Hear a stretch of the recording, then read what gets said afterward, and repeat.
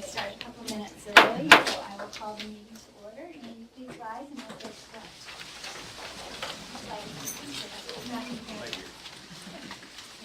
Allegiance to the flag of the United States of America and to the republic for which it stands, one nation, under God, indivisible, with liberty and justice for all.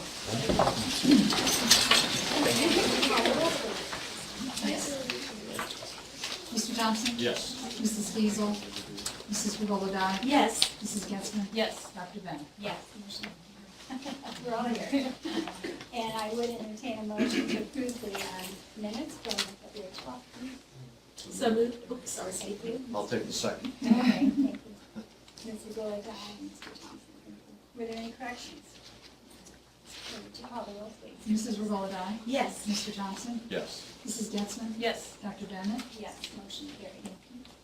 I'd just like to welcome everyone this evening, and I apologize for not having more chairs, but we weren't aware that the high school group was going to come, so we would have tried to plan a little better. But hopefully you'll be comfortable enough during the meeting if some leave and file in and get a seat. We're very glad to have you this evening. We have an interesting meeting, and there are lots of things that I could say about our students. If you're reading the newspapers, you've seen all the awards, art and music and athletic teams, and we're just very proud of our kids. So with that, I'll just welcome everyone. And Mr. Thompson, did you want to say it? Well, I can't top that, other than I did go to the forum show the other night, and I see several people in here who participated, and great job. Great job. Thank you. Mrs. Getzmann. I'm going to talk about the forum show as well, so thank you. And just welcome to everybody. It's always great when we have lots of community members and students here, so kudos to your government teacher. Mrs. Regola-Dye. Thank you all for coming, and by the participation this evening and the people that are here, you understand the connection between strong public schools and a strong community. And that's what you have helped create. It's a symbiotic relationship, and we really appreciate that very, very much, and I know the students and the teachers do too. Thank you. Thank you. Right on to commendations and Very good. presentations. I too would like to welcome you all here, and hopefully for our government students, you get a flavor for what goes on. Every month, we do highlight a different building in Mount Vernon City Schools, and this month happens to be Dan Emmett. And unfortunately, Mrs. Ark, who's the principal at Dan Emmett, is really under the weather, and that's a rare occasion for her. So she sends her apologies, and we wish her a speedy recovery. But she sent some dynamic folks here to share some interesting things going on in third grade. Oftentimes we'll have what's called a behind-the-scenes person. So every building has the opportunity to present someone who just kind of does stuff kind of behind the scenes that makes a difference in lots of different ways. And the behind the scenes person, I have something to read. I don't know if anybody here was planning to read for Mrs. Ark. I know our behind the scenes person at Dan Emmett is Jennifer Franz. Jennifer was unable to make it tonight, but I do want to read something that Mrs. Ark had put together, really to recognize Jennifer for all those things she does that are behind the scenes. So if you'll bear with me here a second. Jennifer Franz, an optician at Knox County Vision Center, is our behind the scenes award recipient. Unfortunately, she had a previous obligation and is not able to attend the meeting tonight. There are many times throughout the school year that our district health aide, Pat Metcalf, is notified of the students' classes breaking during the school day. For the past 14 years, Jennifer has always been very willing to fix glasses for students, regardless of where the glasses were purchased or where the child attends school. She never asks questions when Pat takes glasses in. She just takes them to her repair shop in the back of the office, and most often is very successful at repairing them. The cost of Jennifer's eyeglass repair shop is very affordable, and she never charges us a penny for her services. I'd say that's pretty affordable. However, Pat usually has the students write a thank you note to Jennifer as her paycheck. We're very fortunate to have such a kind, skilled, and professional optician to help us in times of need. Thank you to Jennifer Franz for all of her hard work to help our students at Mount Vernon City Schools. So even though she's not here, if you could join me and just say thank you, Jennifer. All right, we're going to go ahead and move on to the next part of our presentation, which is where we get to hear from our Dan Emmett students and their teacher. And I think, Julie, are you going to start this whole shebang off? I will pull up your PowerPoint, and I guess I can give you a clicker, or I could just go as you feel necessary. They will point to it when they're done. Right behind there is the lights you can dim just briefly. I'm so sorry. And Julie, you might find yourself better to be maybe over here because you can see it a little bit better. Oh, that too there we many? go. That's Is that too many to come Turn off? them all around. Okay, I think that's fine. okay. And we have microphones in the ceilings right there, so if your students can stand out here as if they talk, that'd be awesome. Some were going to point to it as well. We were used to a smart board. Yes, please. For all of you.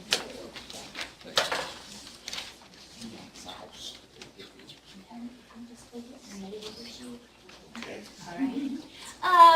I'm Mrs. Fowler, and I'm a third grade teacher at Dan Emmett. And we have a great opportunity this year. I have a student teacher, Abby Abendroth, and she's a senior at Mount Vernon Nazarene University. And what's unique this year is she is spending half of her time with me, and then the second half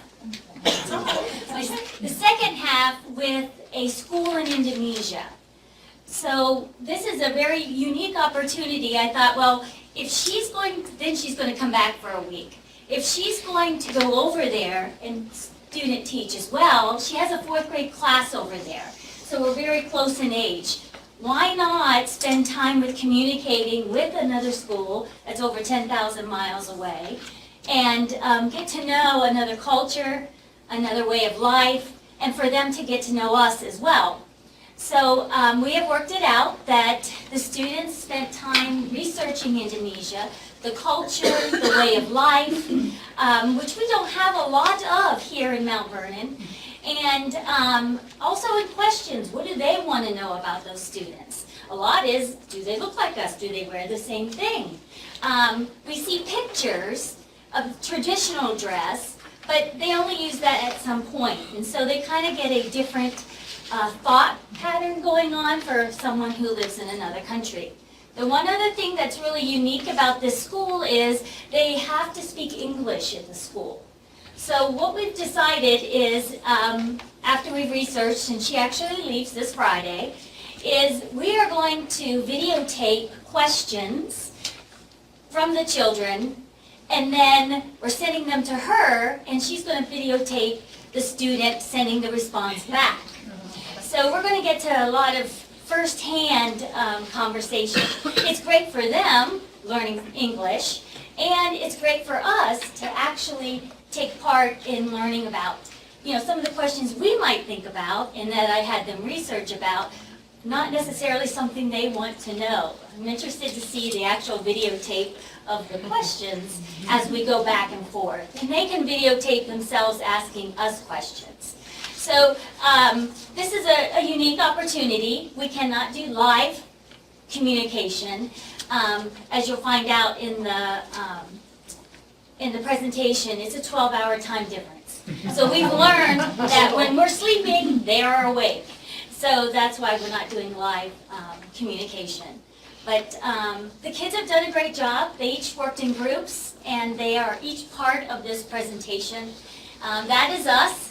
That is all of us. And we're not all here today, but each child did take part in making a slide. So I will let them go ahead and start. Go ahead. Let her come out here, honey. We practiced a little differently. Right there. That's good. Raven, you can stand with here. Right by the map where you're going to point. Maybe? Go on the That other way? side. There you go. She's like, I need a long hand. It's okay. It's all right. Me and my group did Where is Indonesia? Indonesia is in Southeast Asia between the Indian Ocean and the Pacific Ocean. Indonesia is an island country. It has 34,000 islands. is this school? The school is on Java Island in the city of Salatiga. The school's name is Mountain View Christian School. They have 2 seasons, a wet and a dry season. The temperature is hot and humid most of the time.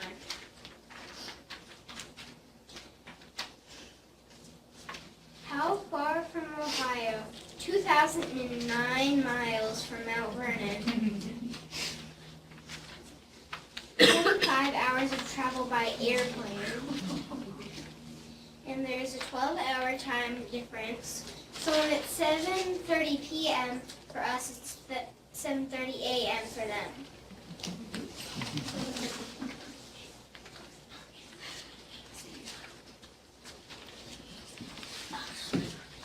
Me and my group worked on culture.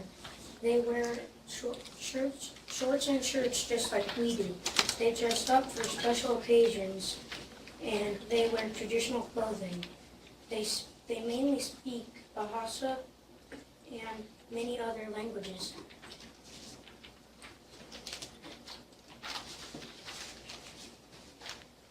Their jobs are palm oil industries, large rice producers, fossil fuels, and large mining industries. Their population is the 4th country in the world with the most people.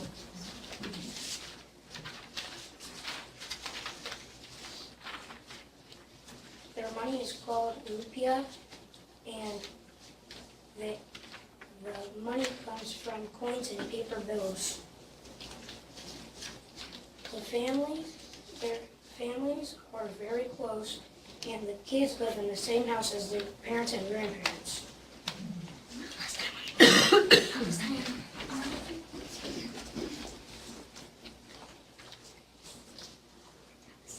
They celebrate. Me and my group worked on holidays. They celebrate Ibn Khaldun on April 20th. They celebrate her because she fought for education for kids and especially for girls. She opened a school in 1903. They celebrate Independence Day on August 17th on 1945. They were first called the Dutch East Indies.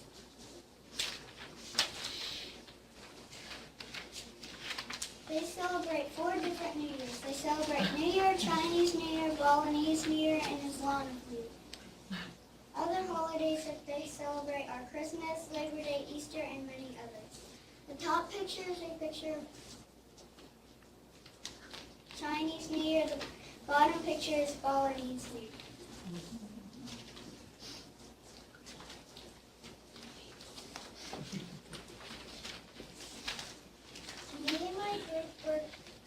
Me and my group work on school. It is on 13.5 acres. Some students live in dorms. Only 7th to 12th grades can live at their school. They share rooms with other students. They have dorm parents. Most students' parents live on different islands. Some students live nearby their school. Some kids travel 2 hours just to get to school.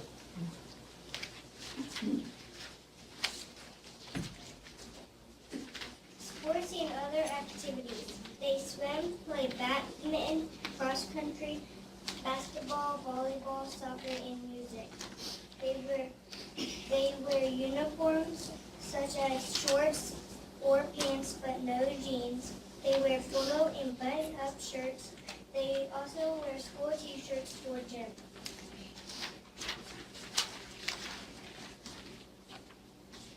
The first picture right there is a picture of field day like we have. This picture right here is a picture of a reading group like we have, and that is a picture of their school.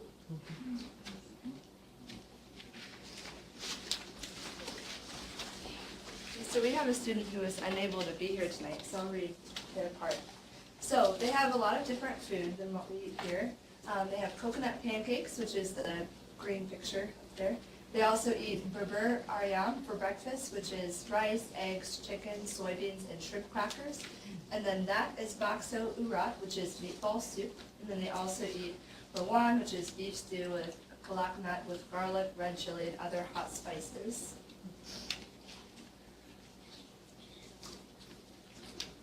And they also eat esteller, which is a cold iced dessert with jackfruit. This is a picture of jackfruit that we don't have. Do you remember how big it is? This big. Yeah, it's a little bit bigger. It's pretty big. And they also eat klepon, which is sweet coconut rice balls. That's the bottom left picture.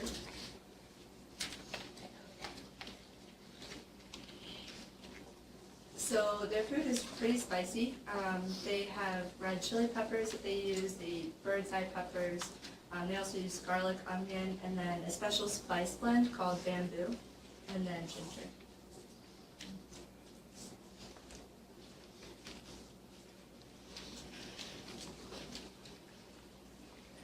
And, want to say that one?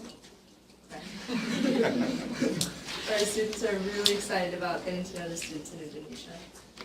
And that is a picture outside the school. So if we went to school there, that's what we would see outside our windows.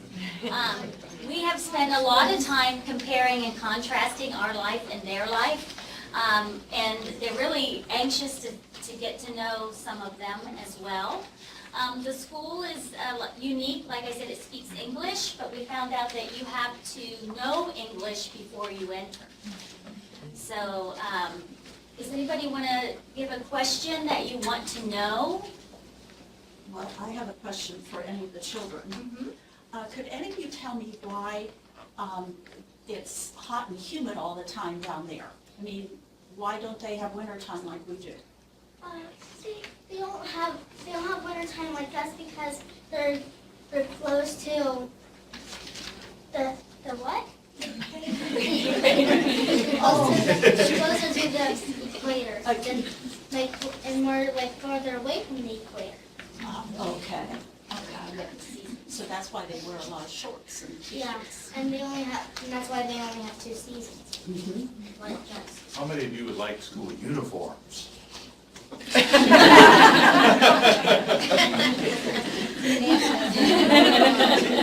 We talked a lot about that with another class today, with little kindergartners. And we're like, what you have on now would not work.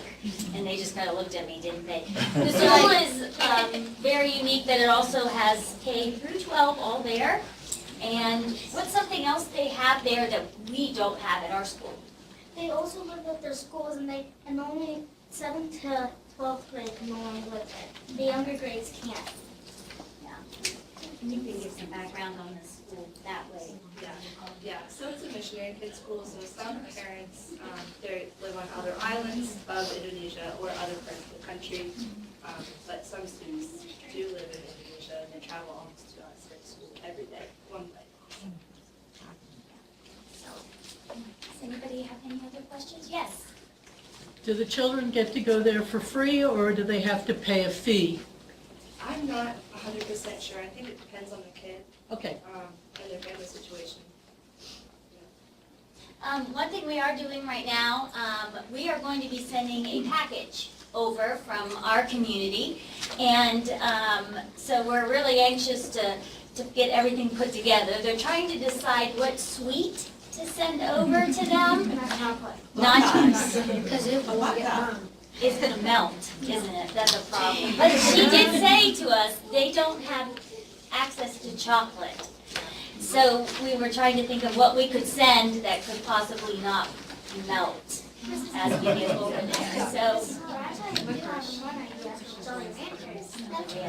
trying to think, we have to problem solve everything we do. Brownies would melt. I see. Well, we want to thank you, kids, very, very much for coming and sharing some time with us. Will you let us know how it goes over the next couple months? And for all of you who presented, you're certainly welcome to stay the entire meeting, but generally folks like to leave. But we have a little suite over here. If you want to take one and your parents say it's okay, but we want to thank you for coming in. If we give those folks a nice round of applause.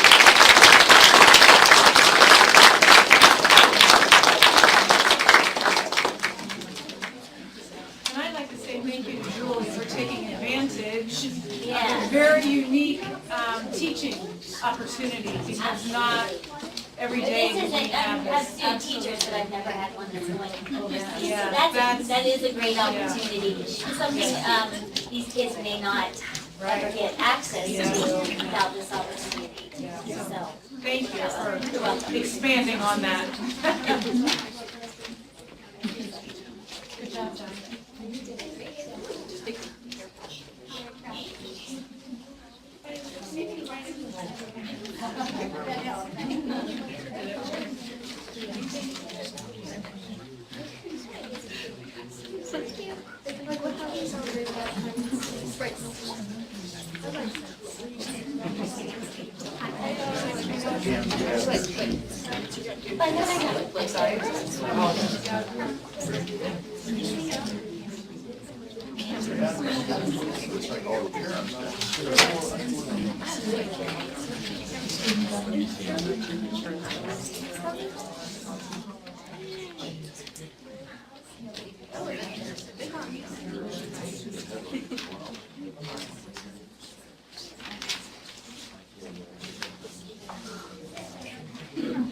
Okay, we do have 3 people signed up for public participation.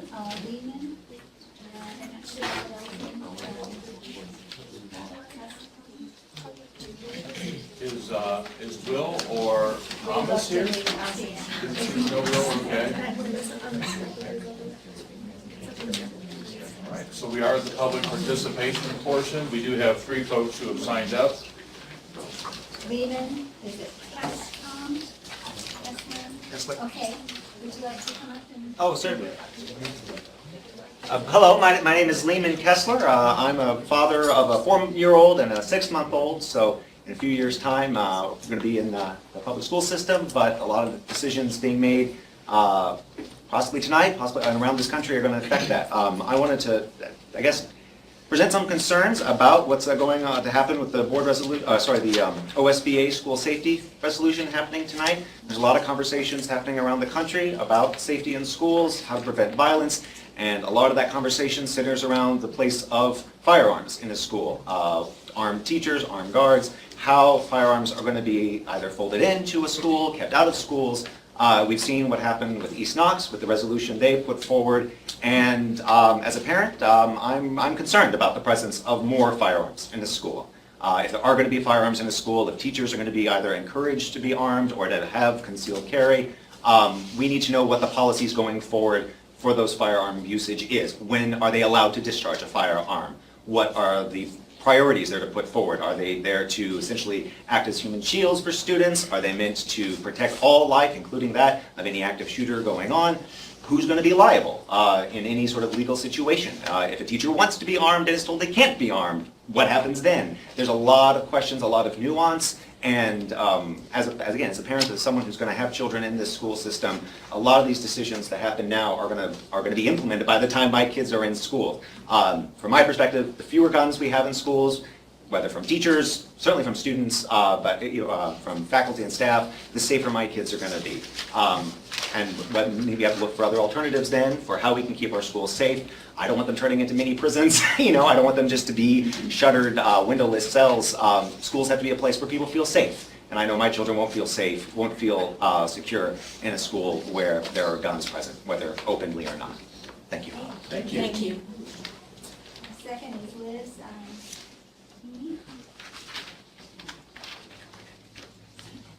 My name's Liz Keeney. I've lived in the county in Gambier for 26 years, and I've tutored children in most of the elementary schools, in the high school, and in the middle school over those years. When I was 12, I was assaulted with a loaded weapon. I don't think I could have gone back to school had I thought there were weapons in the school of any sort. So it matters a lot to me that there not be weapons. And I realize that some people see it as a safety issue to have teachers armed. For others of us, it's exactly the opposite. So I share many of Mr. Kessler's concerns, and I have a personal interest in it. That's it. Thank you. And Jamie Engelman, and would you say your last name? Ingledew. Okay. Everybody has that problem. Jamie Ingledew, yes. I have a student in kindergarten right now at Wigan Street, and I also have an almost 20-year-old that graduated in 2016, so I have a big range there from Mount Vernon City Schools.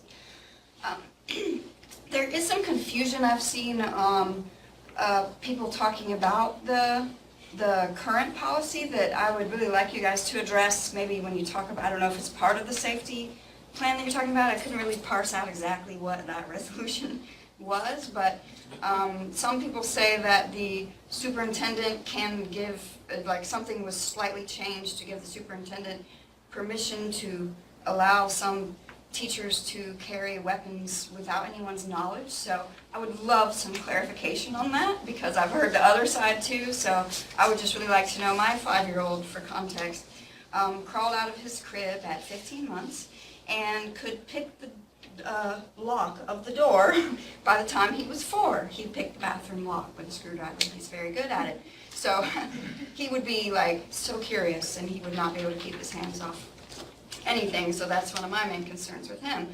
So I would just love some clarification on that when you guys discuss the safety issues. Thank you. We will have some safety discussions. Certainly hang around and we can share some of those things with you.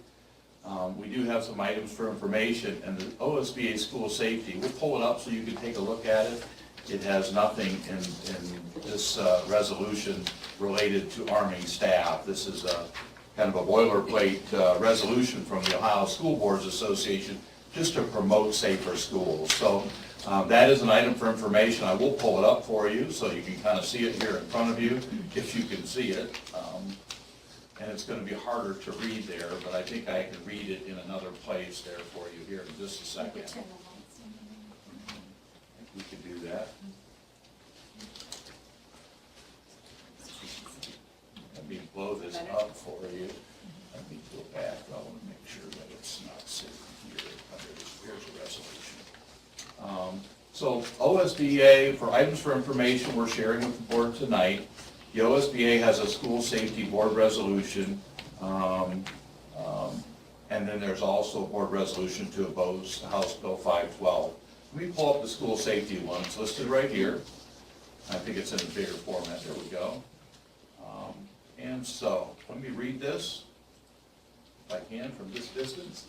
Whereas school violence has become an epidemic in the United States of America, whereas the children and school employees of our nation deserve to attend school without fear of death or injury, and their families deserve to send them to school without the same fear. Whereas there is a mutual responsibility of all citizens to address this problem, and the responsibility for preventing violent incidences can not be regulated to school districts alone. Whereas multiple studies have shown that the majority of Americans support actions to eliminate violence in our schools.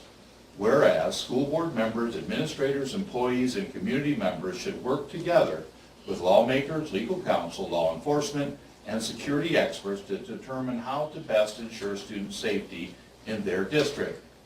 Therefore, be it resolved that the Mount Vernon School Board of Education implores the President of the United States, the Governor of the State of Ohio, the United States Congress, and the Ohio General Assembly to prioritize the protection of students and school employees by enacting legislation with funding for the following: enhance mental health services and substance abuse treatment so that all individuals, including children, have sufficient access to these services; increase access to school safety measures, including but not limited to school resource officers, school safety infrastructure, and other security measures designed to protect students and staff from an active shooter on school grounds; training to school employees and enhanced coordination with law enforcement agencies and first responders to ensure appropriate responses to incidences of violence in schools; and number 4, preserving the balance between the right to own firearms and the protection of students and school employees from any acts of violence. So that's the board resolution that came to us from the Ohio School Boards Association, and that's what we're looking to approve tonight. It's not anything relegated specifically to arming staff and staff here at Mount Vernon City Schools. And you might comment on the only person in our school who who is armed. There is an interesting myth out there. I've seen it, I've heard about it on social media. I've also heard the rumors that I have this discretionary power to arm anybody I would like. That is completely untrue. He also reports to the board. I report to the board. So I guess I can assuredly tell you that if we were to have conversations relative to entertaining arming staff members, our community would be well informed. We would be bringing that up for topics of conversation, and the board would be voting on something like that. That's actually a responsibility I would not want, quite frankly, but I have heard that that's out there. We do have, our board policy is updated on a pretty regular basis, and as I read, I tried to find where that little rumor was out there, and I'd be more than glad to pull that up with somebody, just to assure you and share with you that I don't have that discretionary power.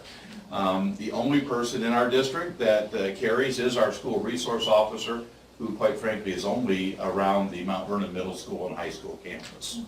All right, so we've not had any conversations. When you see my safety update in a little bit, it makes no mention of staffing teachers with firearms. So my update is really to kind of give them a continual update, because quite frankly, I believe, we do as much, if not more than most in the area. It's never obviously enough. We're always trying to improve it.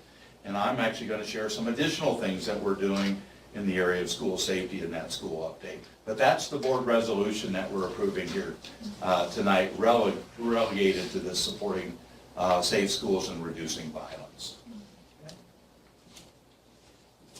And then the other item for information that is a board approval item is a resolution opposing House Bill 512. There is a resolution right now for House Bill 512. It seeks to restructure educational agencies in Ohio. In other words, it would in some way, shape, or form deregulate the Ohio School Board of Education. They want to try to take some of that control from either the local levels, even to the level of the Ohio Department of Education, and create a central agency at the governor's level that would kind of oversee a multitude of different organizations. And so our resolution that we're going to propose tonight is in opposition of that, and we have quite a bit of testimony relative to that. Any board members want to speak to that just briefly? Well, currently we had a board of regents that's over higher education, and we also have the State Department of Education, which is over our K through 12 education, and we have a workforce development, which was sponsored by our governor, and they want to combine those three agencies, which in my opinion cover, we have almost 1.8 million public school students in Ohio that are K-12. So if you add all the college students, you can see the extent of the responsibility that one person would have, and we just feel like that wouldn't be appropriate for the State Board of Education has a huge job to do, and they would just be relegated to just monitoring and regulatory issues, and they wouldn't involve policy and curriculum and things that we feel are very important for our students in Ohio's education. So that's what You know, the state school board is an elected position. If you start to diminish that capacity, then the rights of Ohioans don't have necessarily an opportunity to talk about who's going to be on the school board that really makes big decisions relative to education. That's not to say that we don't believe in the governor's workforce training pieces. There's some really powerful pieces in there.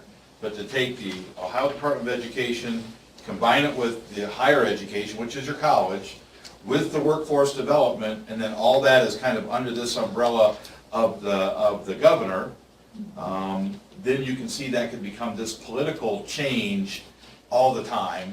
And I think for those and many other reasons, we're looking to provide a resolution to oppose that.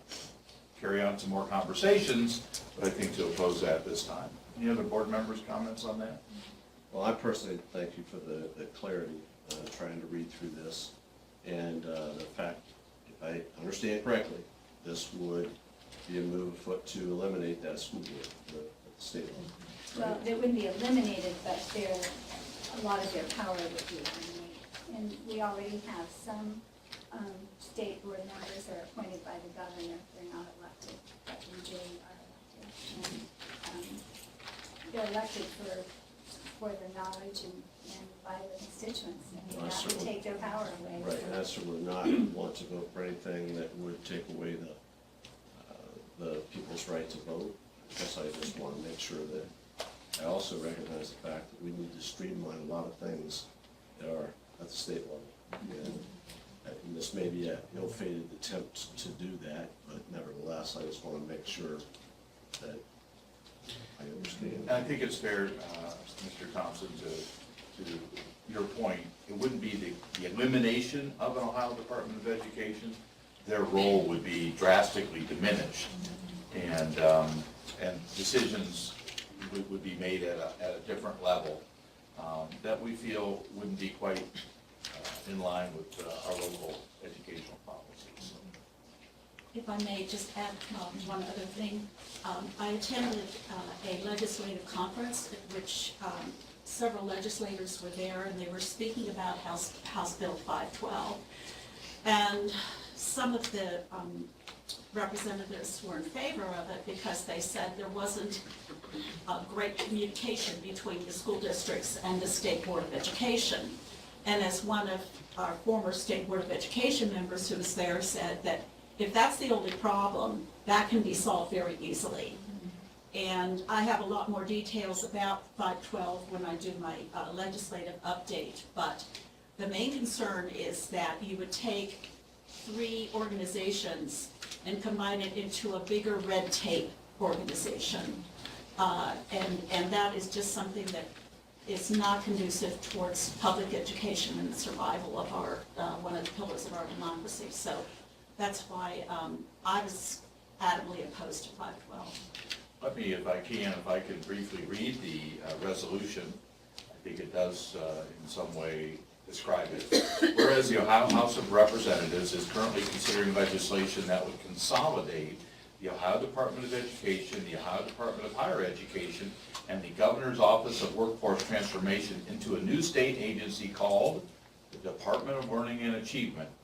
And whereas this proposal transfers nearly all of the duties and authority of the State Board of Education and the Superintendent of Public Instruction to this new state agency. And whereas this proposal was drafted without the input of students, parents, educators, administrators, schools, school districts, superintendents, and board members, all of whom would be negatively affected by the bill.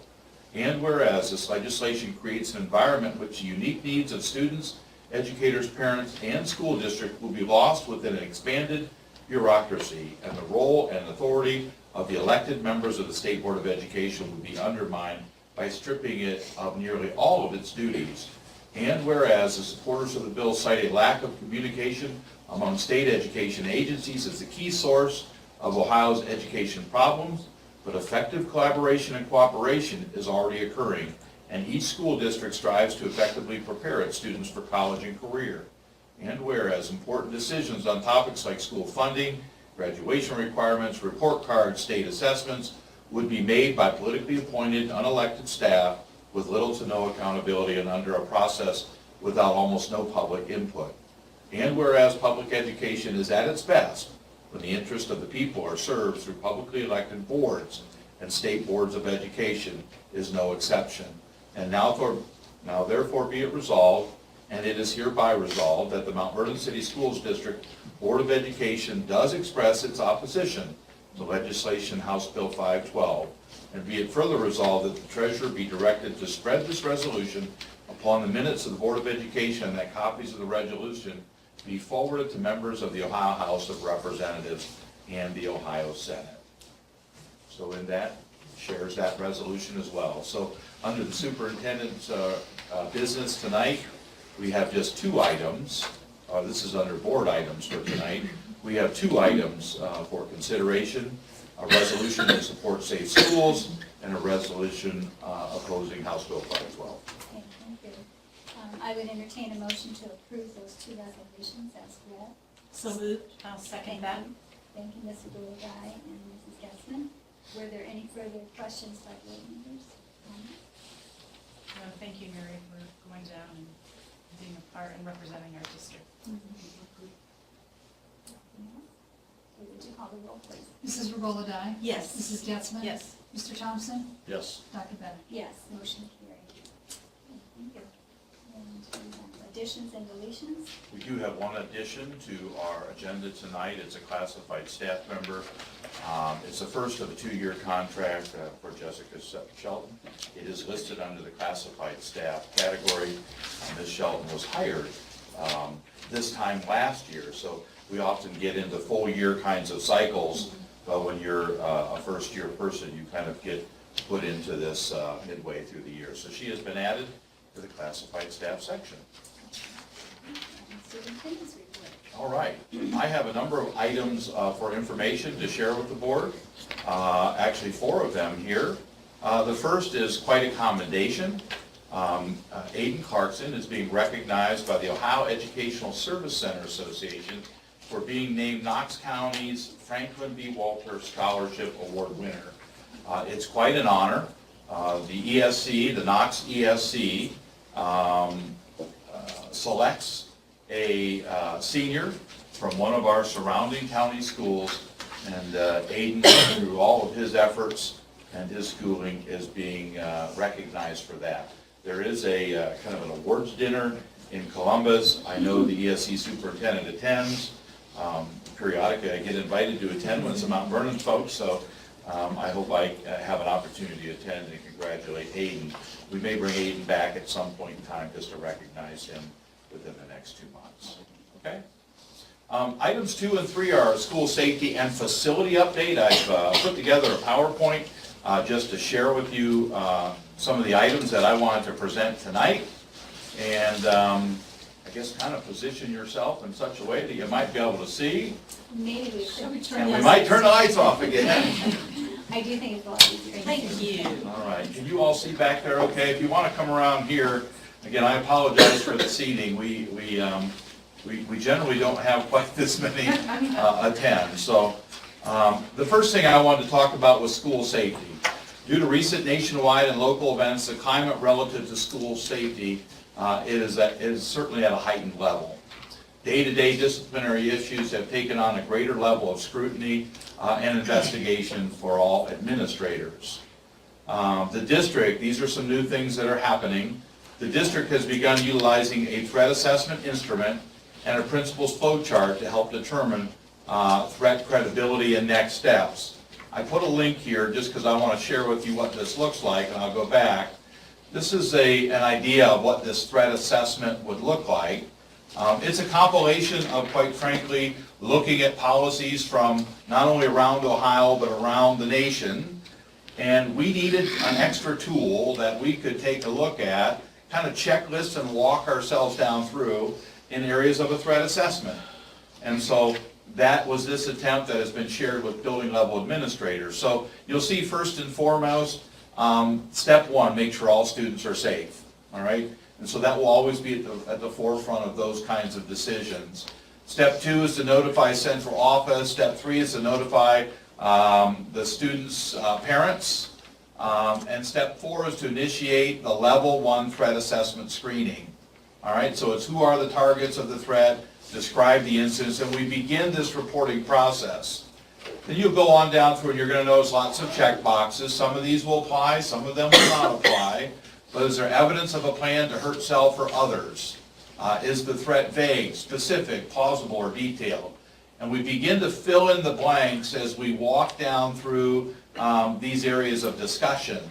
The hope is as we walk our way all down through there, and there's a lot of different categories, that we'll find ourselves at a place where we're going to review the findings with the school level building team. And they will decide whether this is a low level of concern.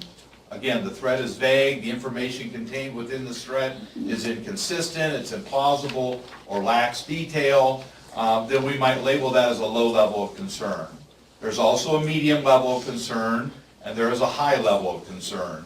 Again, all this is kind of put together to help building administrators and maybe their select team talk about this particular threat in a building to make some designation of level of concern.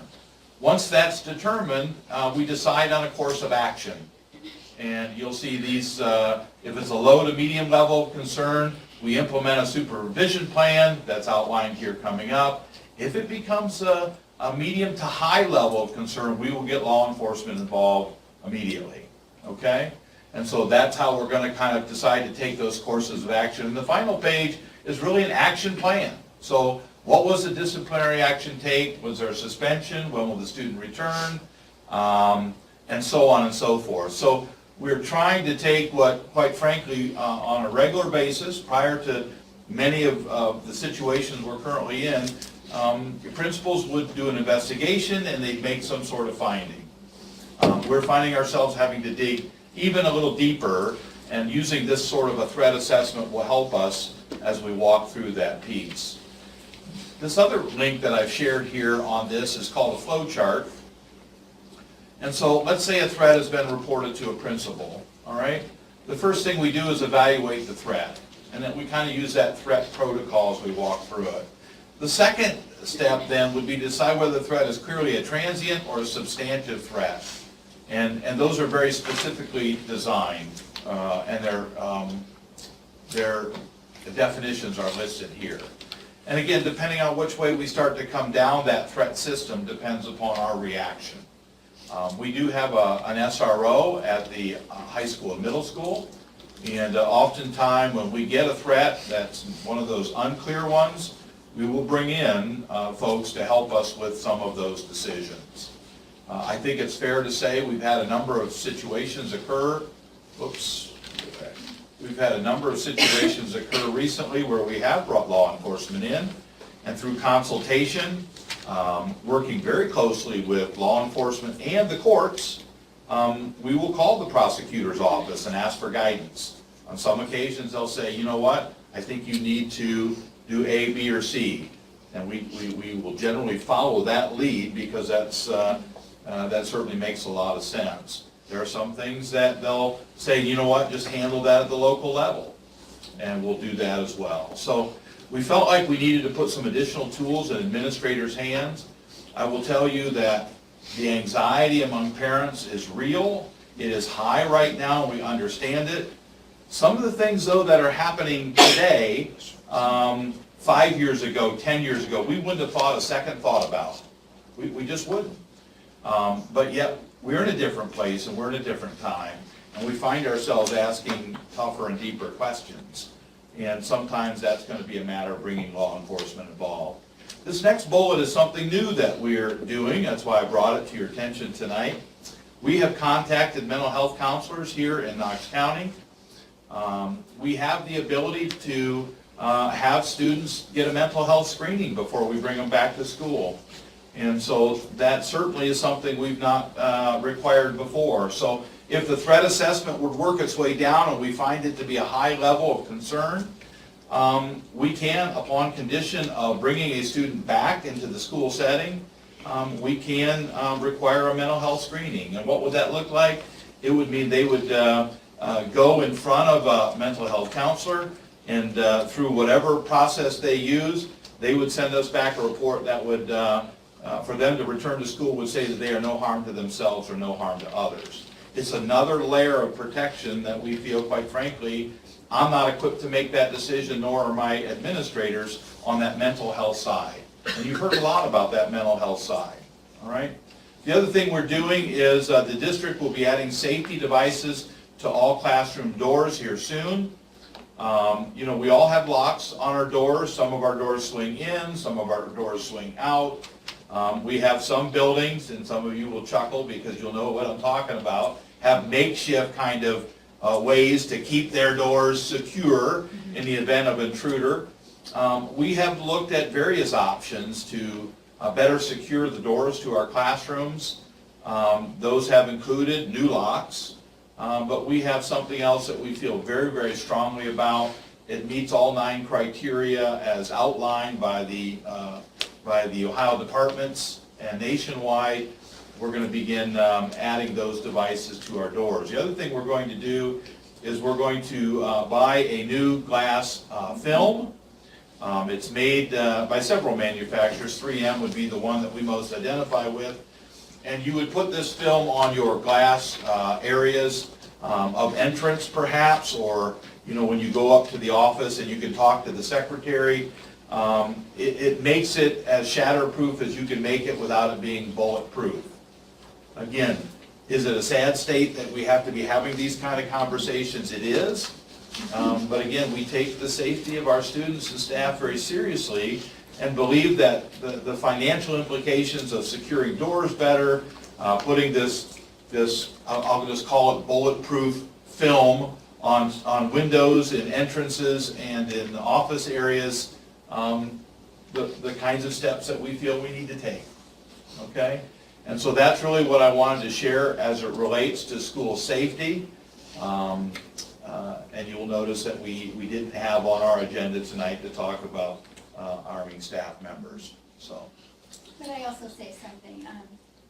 I think we can do everything physically to try to make our schools safe, but our students and their parents, if you hear anything that makes you feel very uncomfortable that a student is, or an adult even in the community is a threat, then you need to tell someone, because that information needs to be shared so that we can prevent any kind of, most of the incidents that have occurred, if someone had followed through on what they knew, they could have been prevented. So you can really help us to keep our schools safe by sharing anything that you see that's unusual or behavior that's just bizarre and not normal for that individual.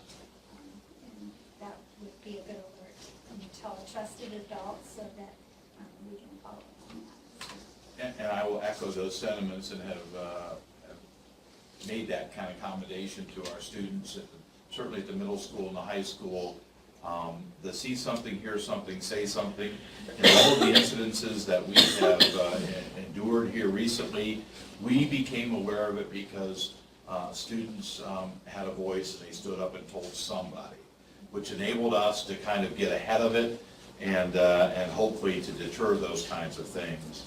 If we continue that mindset as students, as parents, and if you feel students as though it's hard for you to say something, tell a teacher, tell your parents, they will have no problem letting us know. And it allows us an opportunity to look into things and to get ahead of it. So thank you for your efforts that way. Okay. May I just have one question regarding the safety devices for all classroom doors. In the buildings where our doors are extremely old, are those going to work? They will. Okay. Now, we do have several classrooms in older buildings where it will secure the door, but we still have glass on doors.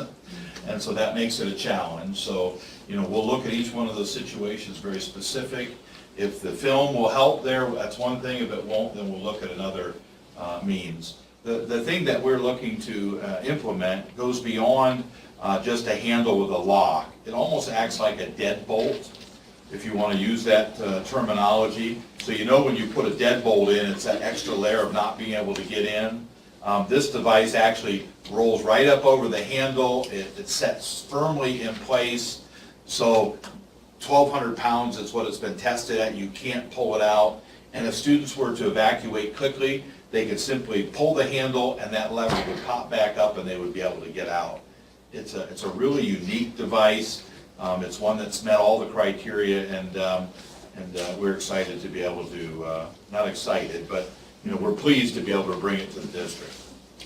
And I have, if I may, the high school students that are here this evening, how are you feeling about these steps that we're taking and the schools are taking? Are you feeling a little bit better, or are there some other things that you feel we need to be doing? Does anyone have any input? We've shed some light on the subject. So are all these windows gonna be having all the film in, or just doors? We'll have to carefully look at which ones that we feel we need to put them on.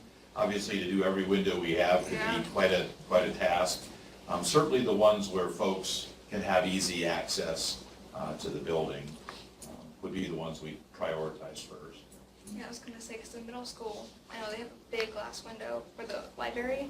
I was like, just wondering like, if there's enough film for all of that, and so, yeah. You know, most of the time an intruder is going to try to get into an entry door access. And so if you picture the middle school and you're walking in those double doors, you know we did change it, so we got now an entrance that we force you to go into the office versus getting straight into the school. So if you think about that glass there, that would be an area where we would want this film, so that nobody could simply do whatever they need to do to go straight into the school, breaking that glass there. So we would carefully try to evaluate those areas. We're going to, okay, sorry. You know, I get the point with the film thing, but that's keeping out intruders, okay? There's high school students that bring in guns, okay? Why not have a metal detector at the main entrance and have that one entrance open in the morning for school students? It's a good point. You know, we've talked about single entries at the beginning of the day. We've actually looked at metal detectors and looking at the cost and the manpower to do that. You can't just simply put in a metal detector and let it just stand there. Then you've got to hire someone who's going to stand by that on a daily basis, which can cause some other challenges. But to say that we've not looked at metal detectors, we have. Single entry points do make sense. I mean, I think at the high school, you used to be able to come in the back door. That's been kind of changed. I know there was some folks that are like, doggone it, I like coming in the back door. Well, we're trying to force folks into, coming in specific areas that can be monitored by, staff. Metal detectors is a conversation we've But had. I'm sure there's a parent or a teacher that's willing to stand there in the morning time, because their kid's in school, who will do it for nothing. You might be right. We're not going to take any options along those lines off the table. It's certainly something we'll continue to evaluate. The other thing we're going to continue to do is we're going to continue to have these drills. We continue to have kind of lockdown intruder drills. I will tell you that the other districts, they announce them way ahead of time. They get on the announcements and they say, we're going to have a lockdown drill. Ours has evolved over time, and we're giving 2-week windows from when we're going to come in. We need it to be without scaring everybody too much, but we need it to be as real as possible. And we need it to be at inopportune times, and we need to make sure that we're reacting. If you just practice, when I get on the announcements and say, we're going to have a lockdown drill in 5 minutes, we don't find ourselves in a position to react if God forbid, that would ever happen. And so we're going to continue to do lockdown drills a couple times a year. You're only really mandated to do it 1 time a year, and we do at least 2. And we try to pick a new scenario every time we're involved, and so we're going to continue to do that as well. Okay? Any other questions? All right. Thank you. I'll go on to my other item for information, and then we'll jump into the quote business portion of the agenda. So there's a facility update for some of you who have been hearing the scuttle around. We're looking at a multi-purpose field house. We've had several presentations to the board in past several board meetings. I wanted to give the board a brief update where we're at. We did hire a Criterion architect engineer. That's from Green Valley Design, Jeff Salva. Jeff and I have been working pretty closely together here in the past couple of weeks. We have issued a request for qualifications for design build firms for this field house. How many of you have any of you seen pictures of it? Maybe you haven't yet, but we haven't really started a big campaign, so you'll be seeing those. Deadline for submittals is March 30th. There is a public notice on the district website. I'll open that up for you. You can kind of get a quick picture here, perhaps. I know it's hard to see, but this is a public announcement, a request for qualifications for a design builder.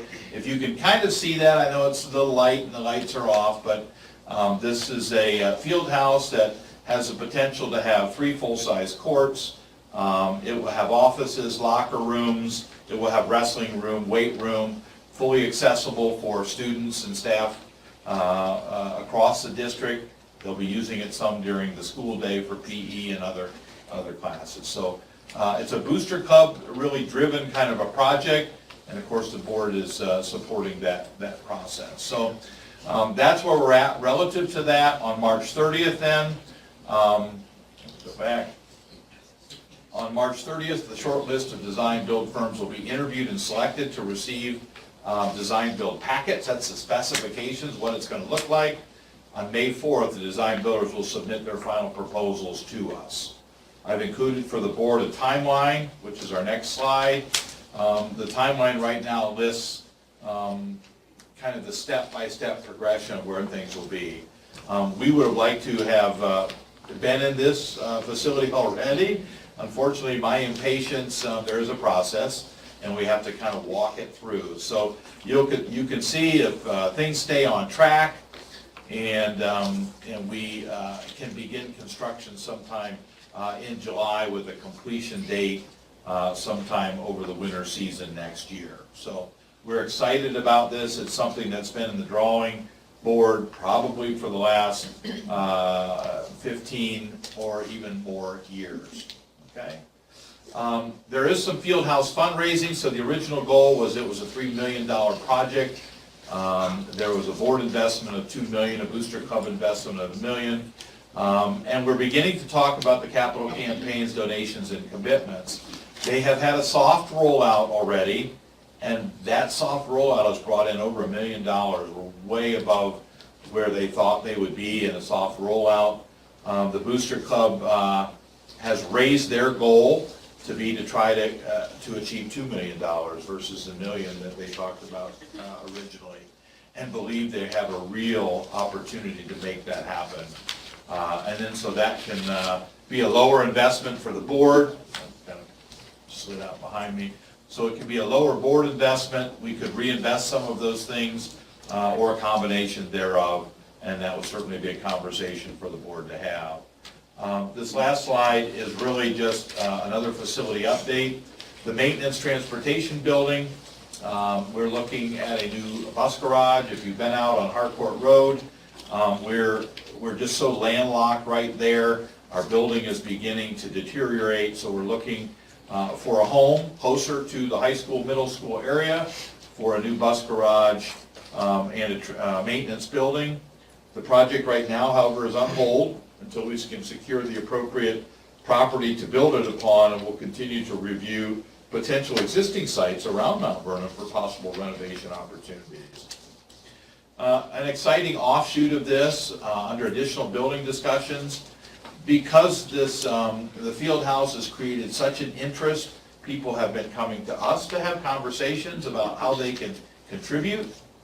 And so one of our local contractors has approached us and is engaging in conversations with us to connect Yellow Jacket Drive and Cougar Drive. So if you've ever been to the high school, you know what a congestion nightmare that is coming down Yellow Jacket Drive.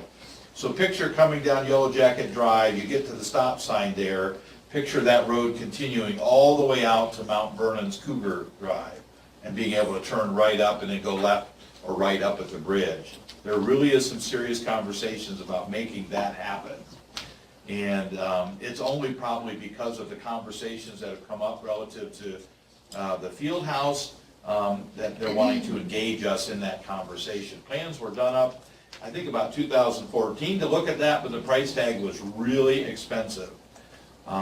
With a lot of this potential donated labor, equipment, and those kinds of things, it may really bring this thoroughfare, this drive in front of there, a real possibility that I think we'll be having some conversations about hopefully in the future.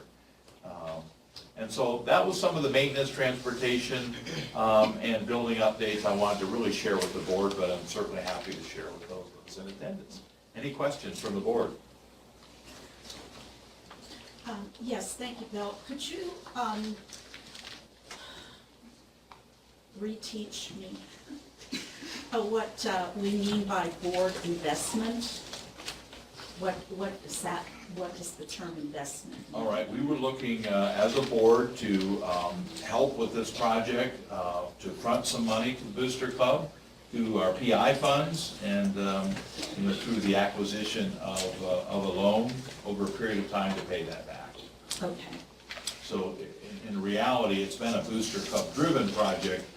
We came on board to help assist in that piece. Okay. In addition, with the casino money as well, right?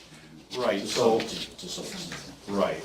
We do get certain monies from the state that we have earmarked to become part of this project to help pay off that initial loan.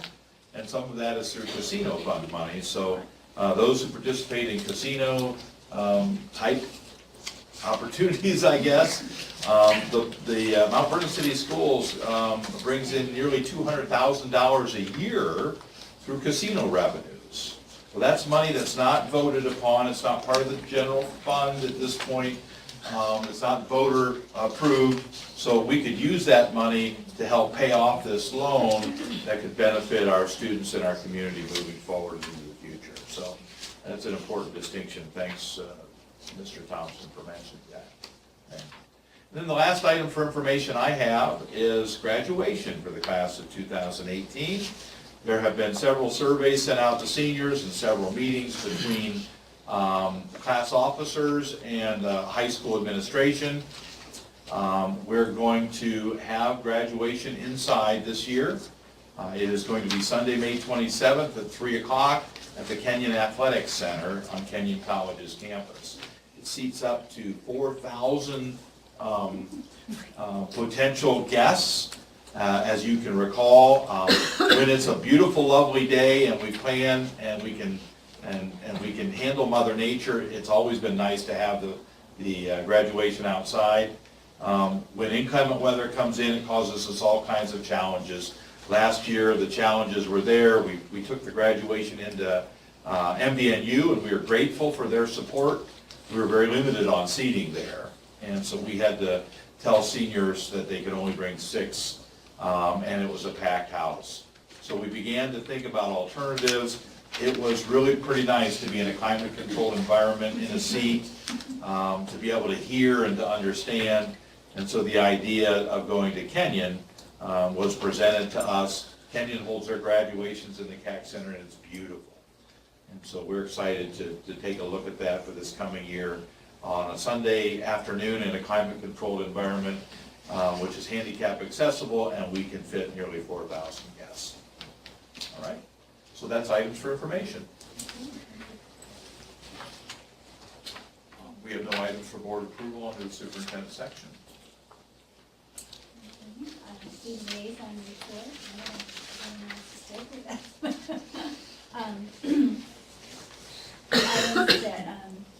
Items that I will share regard Northeast Ohio students compete in the Genus project.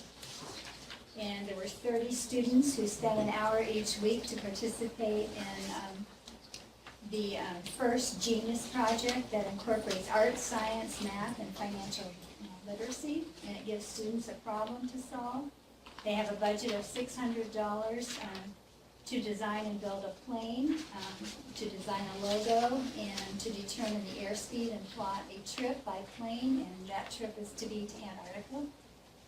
They have rules and supplies were delivered to the schools February 1st, and the students have 9 weeks to complete it. For their model plane, they use balloons, paper plates, sandpaper, and plastic foam tubes. And students are charged $13.50 for a day of work, and then they also have to pay for their supplies until they use their $600. And their plane has to be able to achieve an airspeed of 528 knots. I'm not a pilot, so I don't know exactly what that is, but. Oh, it's not working? No. I had no trouble. Okay, the second is Fairport Harbor EV, and this is a school that's right next to Lake Erie. And it's a hooked-on education program, and they essentially use fishing to teach math and a variety of subjects. They actually took students fishing, they researched fish species, they read fishing essays, they wrote about Raven's history, They calculated boat speeds and they made and painted lures. And they trademarked the White House logo. I thought that was pretty neat. And they connected with businesses and held a fish trial in conclusion. So they really got students involved in this in a unique way. Pickerington's local mindfulness program talks about calming techniques and music. And at the beginning and in the middle of their day, students are encouraged to just concentrate on their breathing. And it says that they, breathing, to be aware of our breath and how it's moving through our bodies is the fastest way to move on. So when kids are hyper, if the teacher tells them to reset, then they count their breathing and try to calm themselves down, and it produces mental serenity in a world of constant stimuli. Youngstown City combines financial literacy and behavior awards. Students earn Y-Bucks for good behavior, and they place that money in a checking account or a savings account, and they get 3% or 10% interest. They have to make all these decisions about what they want and what they need, and they interviewed several students, and they said how they're learning about, some of the kids are saving their money, some are spending it, but they are learning financial literacy in a very personal way.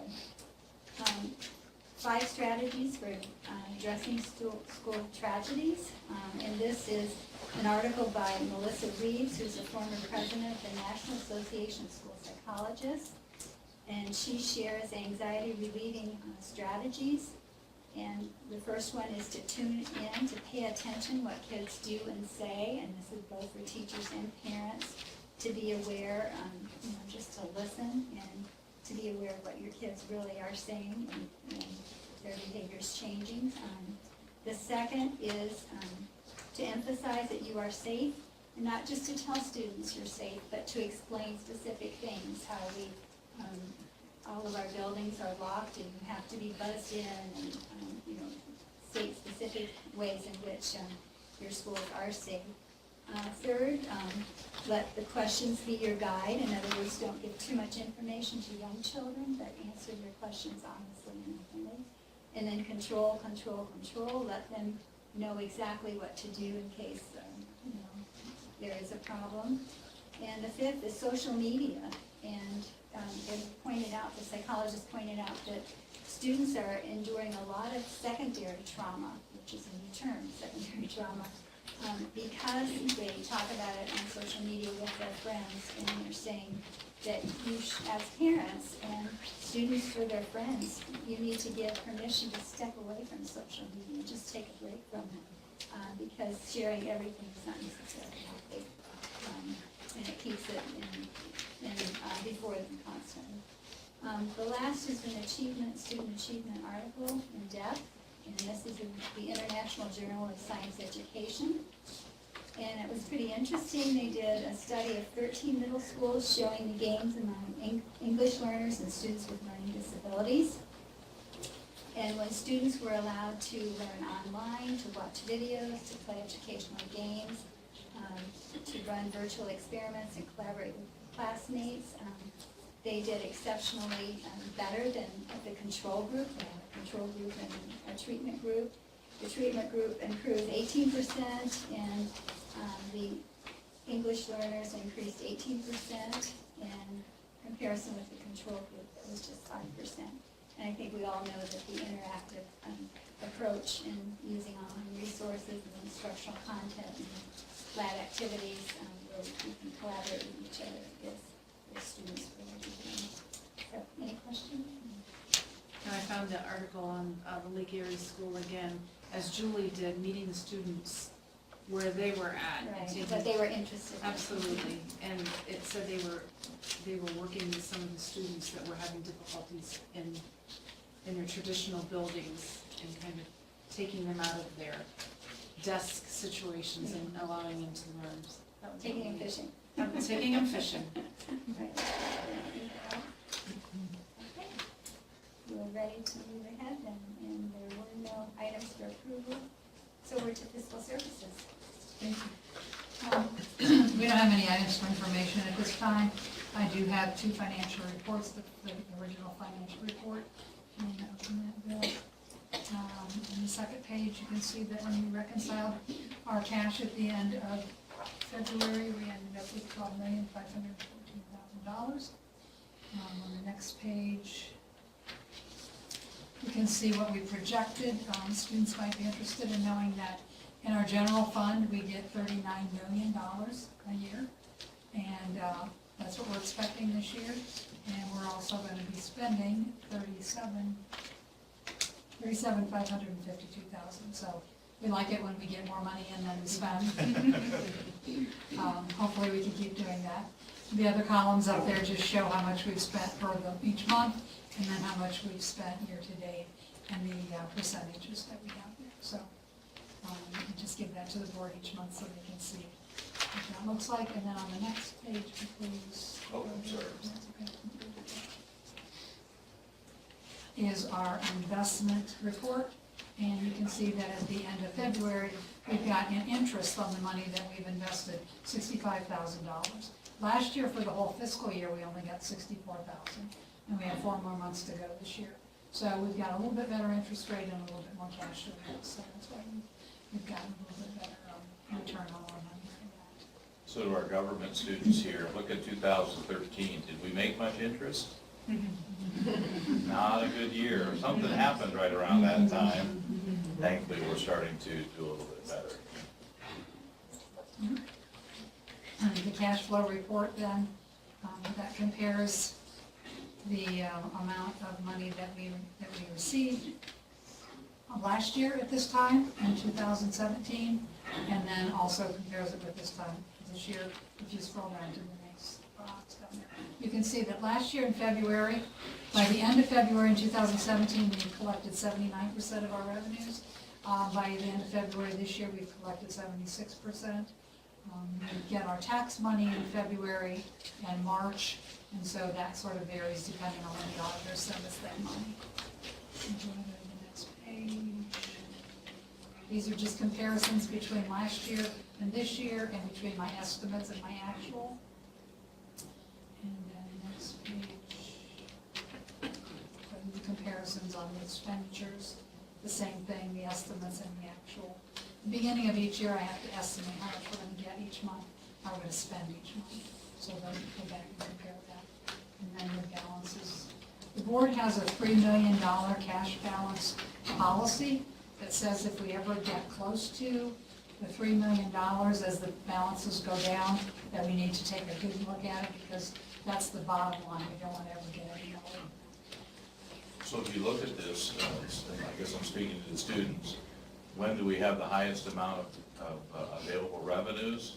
You see it's usually July, and then again it's usually in then February, March. That's when we get our taxes. So then we get the taxes, we begin to pay payroll. 80 to 85% of our budget is on personnel. And you'll see as we get that, it starts to decline. We get our taxes, we jump back up, and we work our way through. This green line right here is it's a board's goal, it's a target. Whenever our revenues start to drop right there, we have to begin thinking about cost-saving measures. Do you see any times where it might be slowly working its way that direction? So right here in January of next year, so we would anticipate that we're starting to get close to where, our target is. And so what do we do between now and then? We think about ways to save money. And that's kind of the board's charge, because the last thing we want to do, even though we'll have to at some point in time, we want to stretch out as long as we can before we go back to the voters and ask for more money. Okay? The next item is the resolution accepting rates and amounts. That's a document that comes from the county auditor's office. They determine that what our rates are, what our amounts are, and it's just something we do in March every year, and send it to the auditor's office so that they can continue to collect taxes for us. So that's a typical thing. And then we also have donations. We have to Columbia Elementary from Tracy Thomas, a fourth grade teacher at Columbia, in memory of her husband, Sergeant Robert L. Thomas, and she's donating an American flag to Columbia Elementary. To Twin Oak Elementary, Cassie Gibson, she's donating $30 for the school store. And the middle school web is being given from the Freedom Twirlers, $1,400 for the Atlanta Reading Scholarship. Okay, And those are the recommendations. thank you. I would entertain a motion then to approve those for fiscal services items as read. Thank you, Mr. Thompson. Do I have a second? Second. Thank you, Mrs. Jasmine. Were there any questions?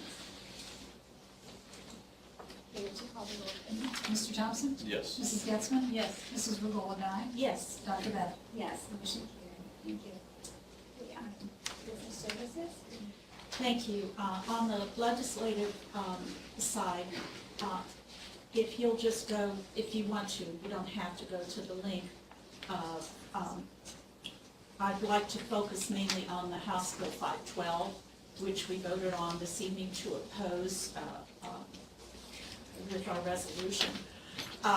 This bill, after creating a new Department of Learning and Achievement, specifies that a director is appointed by the governor only with the advice and consent of the Senate. Second point, the director would appoint an assistant for overseeing higher ed education and an assistant director to oversee the Office of Workforce Transformation, and permits the director to appoint other assistant directors. That's that red tape I was talking about earlier. Most importantly, it transfers most of the powers and duties of the State Board of Education to this new department.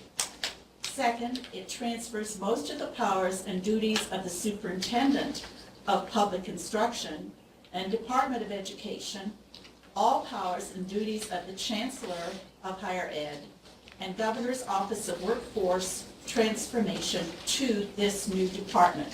So all those powers that were inherent in other departments would go to this new one. Another great concern is 512 abolishes the Department of Higher Education and the Ohio Board of Regents and eliminates the position of Chancellor of Higher Education. It transfers rulemaking authority to this new Department of Learning and Achievement. It transfers the specified responsibilities of the State Board and Department of Education to the Superintendent of Public Instruction. The new department would also issue school report cards, establish statewide program for assessing student achievement through standardized assessments, would adopt a new teacher evaluation system, calculate and distribute all foundation funding payments, develop specified policies regarding school operations. So those were just some of the highlights of 512 and why OSBA, and we voted on to oppose that legislation. I just wanted to focus on that this evening. Does anyone have any questions or comments? Is our local representative supportive of that? Yes. Have you had conversations with Yeah, him? yeah, he was, Representative Carfagna has been more than gracious to attend our local superintendent's meetings. We did share with him our concerns, and he's always been very gracious to accept those concerns. I think he certainly appreciates that, has a little different viewpoint, maybe wishes it would have come about a little bit differently now that he's hearing additional information. Lots of times they'll get sponsors for bills, and then they'll do that sometimes before they have what you would call public hearings or testimony. And I think after hearing testimony in public hearings, I certainly wouldn't say he's taken his name off the sponsorship, but he certainly sees the other side of it. So we've had good conversations with our local elected official. I wrote him a letter, and I encourage others to do that, just express your concerns. The more they hear from us, the better. I think maybe to a point that was made earlier, he is a proponent of in the areas where we can streamline things, make things more streamlined and not have all these entities, they see real value in that, and I see value in that as well. There are certain areas where I don't know if the value quite brings the end result that we would want, which is representing, K-12 public education. Well, when you think of the breadth of responsibility, what one individual would have expertise in all three areas, I can't even imagine. And I'm certainly not speaking with lots of knowledge on this, but it just, I would agree that there's big holes in what we have today, and there's holes for the future, right? It's just, how can we ever get these different agencies in sync? I'm not so sure that having had some exposure of recent, of some of the things that are going on in the governor's office relative to career education or technical education, and with such like Mount Vernon City Schools to KCC, I'm not so sure that the vision is necessarily the same, or if they're in sync on that. Personal opinion, I'm not so sure that this would address it, but I just find myself frustrated in my 8 years here on hearing of, irregardless of what political slant there is, I felt it here, and I can't imagine how frustrated the teachers must be with the constant swinging. Oh, it's just terrible. Right? So for me, I'm talking about stability. I'm not saying this brings it, but certainly we need stability of some sort, right? So, Well, that's a concern that this wouldn't bring it, because the new governor then would appoint different people, and we wouldn't have the consistency. I think it's important to have the business perspective in a lot of these things. I think we currently have a state superintendent of schools who has never been an educator, and has never been in a classroom. Nice man, definitely comes at it from a business perspective. And yet I don't know if I feel like as a superintendent, and certainly my colleagues, feel that representation is needed, that experience is needed.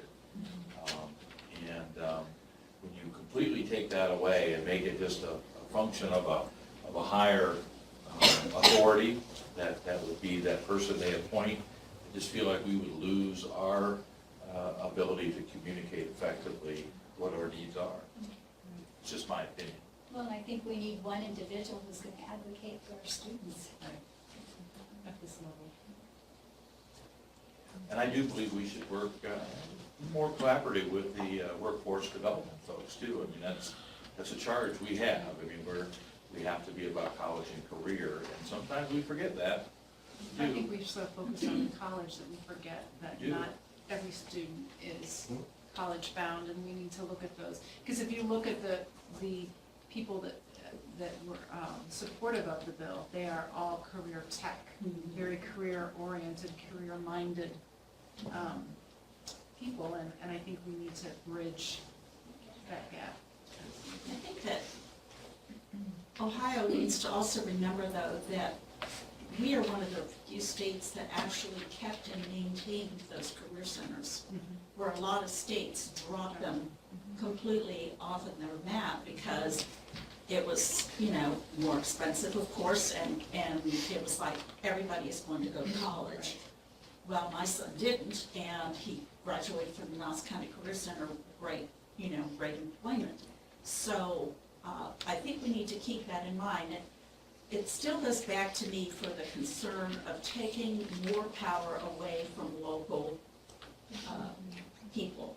And what we know are our needs here in Mount Vernon City Schools in Knox County, which are totally different than they would be for Franklin County or Cuyahoga or whatever.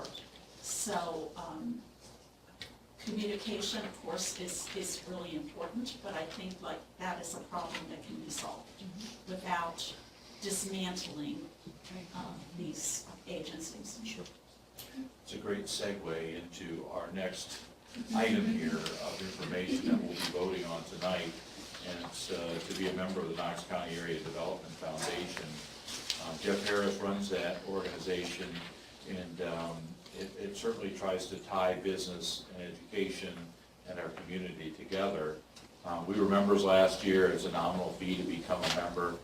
We met with Jeff and Representative Carfagna here just recently, and I feel much better about the opportunities that Jeff has presented relative to the business advisory councils that we talked about.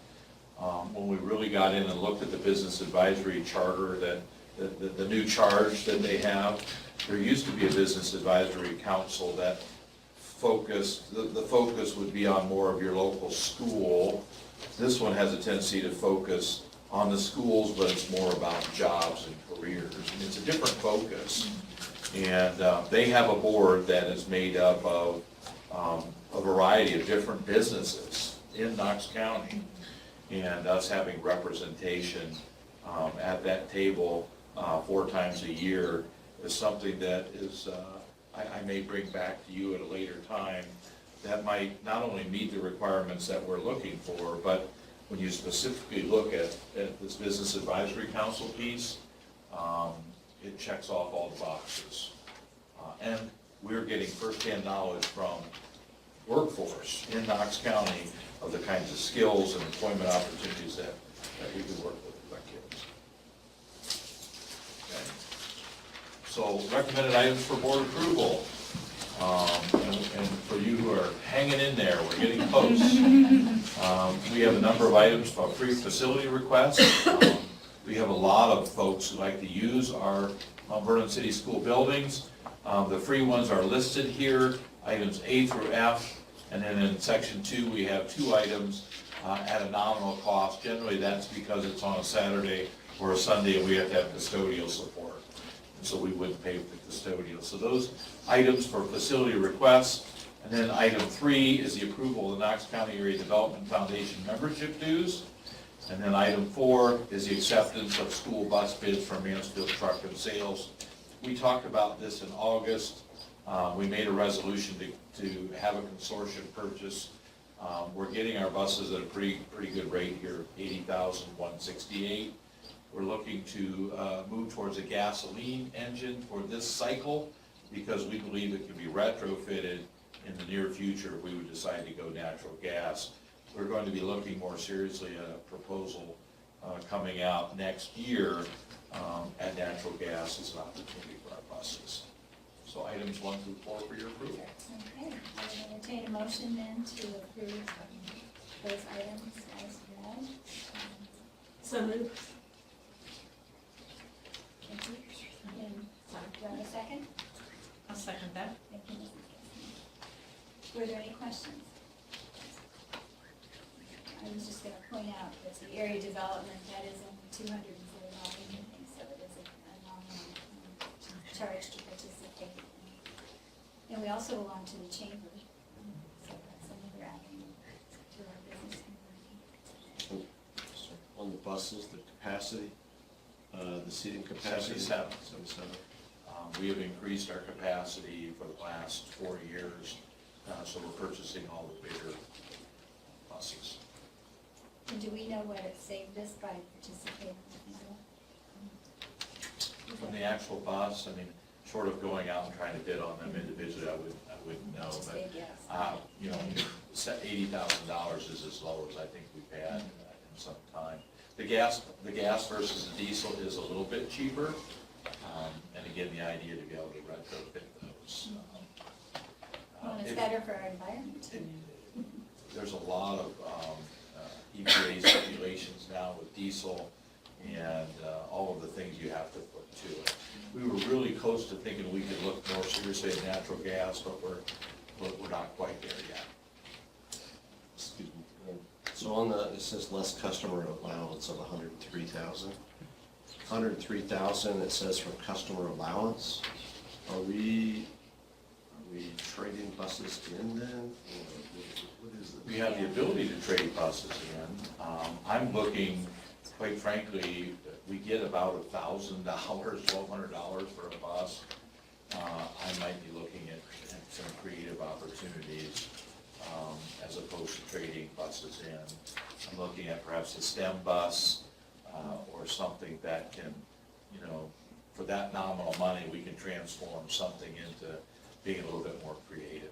That's why I asked my question, because the 103, I wondered if that's what we had Where is saved. that? It's 23,000 difference. Right. Because of the bid? At the very bottom. Well, I wondered if that was because we went through Meta, we saved 103,000. But it wasn't clear, you know, so I didn't know what the 103,000. Yeah, that must be it, yep. Well, I can assure you that we didn't save $103,000 Didn't say that. on 2 buses. It just And, said customer owned, so I didn't know what that meant. yeah, I'm not sure I can answer that question either.